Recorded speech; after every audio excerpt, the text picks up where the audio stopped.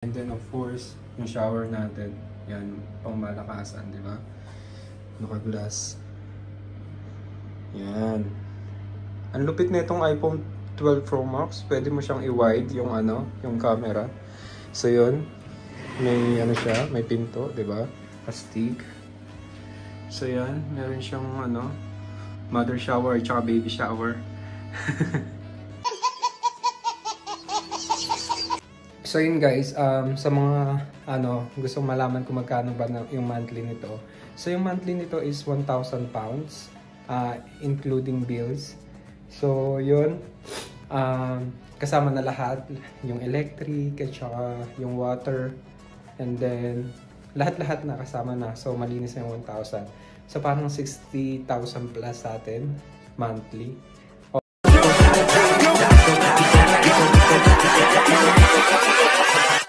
Hold up.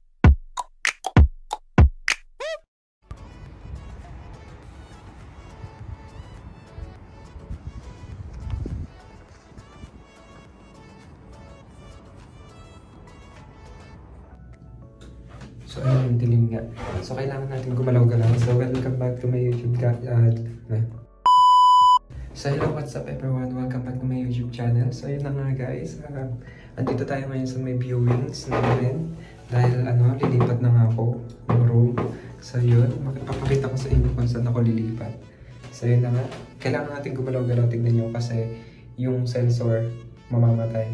I mean yung ilaw. Kasi kailangan nyo ng ingay bago siya mag-on. So tignan nyo mamamatay siya yung ilaw. O diba? Nawala. So kailangan gumagalaw. So yun na nga guys. Bago pa man mamatay, pasok na tayo sa loob. Okay? So yun na nga. So bago natin ituloy ito, please don't forget to subscribe and hit the bell button below para ma-notify ka sa mga next video ko. Okay? So yun na nga. Patay-patay na siya. Game, pasok na tayo. So ito yung yung lilipatan natin. Hopefully maganda yung loob niya. Tignan niyo po kung maganda siya. Bigyan niyo po ako ng advice. So ayun nga siya. Nasa ground floor tayo. Yan. Yan. So yun, buksan natin. So dahil sosyalan tayo kunwari, di ganito yung di top lang. So bukas na siya. Para siyang condo. So yun. So for viewing lang muna tayo guys. So nandito tayo para i-view lang muna yung yung tawag dito, yung place. Sarado ko muna yan para mamaya makita nyo na lang. So yun na nga guys. Papakita ko muna sa inyo yung cabinet na magiging cabinet ko. So ito siya. Single lang siya. Yan, okay na rin. Bibili na lang ng ng mas malaki pa. Or magdadagdag na lang ako, di ba? Tapos, andito rin yung, tawag dito. Box ba? Hindi na ba? So yun, nandito, may bintana tayo maliit dito. Yan. Nasa ground floor tayo guys. So, yan, kitang-kita nyo yung loob, ay yung labas. Tingnan natin, pakita ko. So yan, yan yung labas. Ang ganda, di ba? Nasa baba tayo. So yun, kitang-kita. Stick siya. And then, buksan natin yan. And then, actually, meron daw ditong papagawa pa. Lalagyan dito ng lalagyan ng sapatusan. Yan. Ayan ang maganda. Tapos yan, may TV din. Tignan natin kung gumagana. Try ko na natin. Okay, hindi gumagana eh. Gumagana siya. So yun, may TV rin tayo. And then, yun na nga. Dalawang bed guys, ang ganda. So pagka may bisita, pwedeng makitulog dito sa may kabila. And then yan, ito syempre yung sa akin. Yan. Yan yung akin. Yan, pwedeng may makatulog dyan. Tapos ito may bintana pa, 'di ba? Ang laki. So itong bintana na to, ganyan yung kalaki. Yung labas naman niya, parang kita mo yung yung kapitbahay mo. Yan. Yan. For exit. So yan. Pero sarado na natin yan. Kasi ayoko din ng makikita ko yung mga kapitbahay ko. So yun, may heater tayo dito. Lalo na ngayong winter. Tapos yun, may pa-side tayo. Yung headboard at saka yung pailaw natin, yung lamp natin sa may wall, 'di ba? Hindi ko alam tawag diyan. LED light, LED wall o ayan yung TV so gumagana siya. So yan, ganyan lang siya kalaki guys. So maliit lang siya pero ayos na lang din. Kulang na lang ng maliit lang siya guys, pero okay lang sa akin kasi dadagdagan na lang natin ng ng furniture, 'di ba? 'Di ba? Ganda naman siya, oh, 'di ba? Astig kaya. Tapos palalagyan ko na lang dito ng ng isa pang table para sa vlogging area ko, yung mga editing. Diyan ako mag-edit. Tapos baka dito na lang din ako mag-vlog. Diyan, banda dito. Baka patanggal ko rin tong isang kama na to, tapos diyan na lang ako mag-vlog sa may gilid na yan. Yun, ganun. So, yun na nga. Punta naman tayo sa may toilet. Tingnan natin. So, yung toilet guys, ito. Maliit lang siya. Yan. So, yan.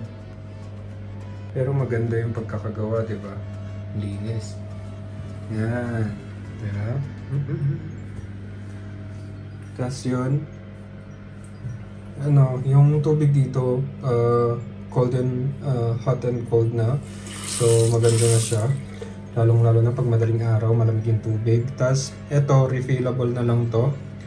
So, lalabas na lang yung dyan, yung soap pagka magugas kang kamay. And then, of course, yung shower natin. Yan, pang malakasan, di ba? Naka-glass. Yan. Ang lupit na itong iPhone 12 Pro Max. Pwede mo siyang i-wide yung yung camera. So, yun. May siya, may pinto, di ba? Astig. So, yan. Meron siyang mother shower at saka baby shower. So yun, meron din tayong makikita nyo sa gilid. Ayun yung body and hair shower gel. So refillable na lang din yan. So i-refill na lang pagka wala na. So andyan yung body shower at saka yung head shower. Diba? Ganda. Maganda siya. So hindi siya nababasa yung buong toilet. So maganda. Astig. So yun na nga guys, yun, sana nag-enjoy kayo sa may sa may short ang tawag dito, room tour.